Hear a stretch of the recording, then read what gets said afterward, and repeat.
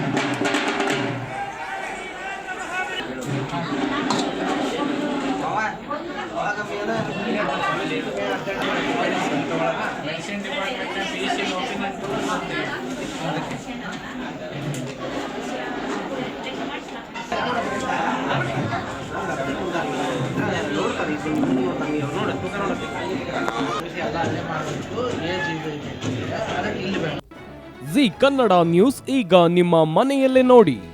ಎಲ್ಲ ಕೇಬಲ್ಗಳಲ್ಲಿ ಈಗ ಲಭ್ಯ.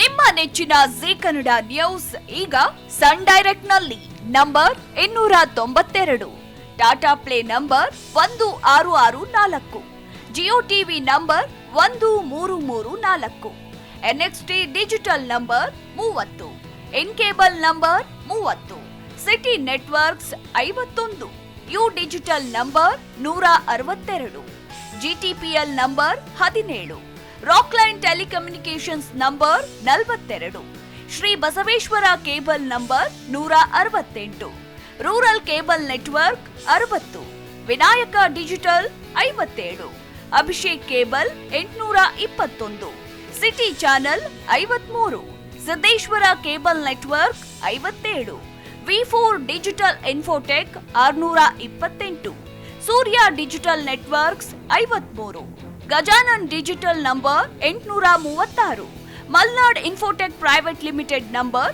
56, Metrocast number 830, Victory digital number 167ರಲ್ಲಿ ನೋಡಿ ಆನಂದಿಸಿ.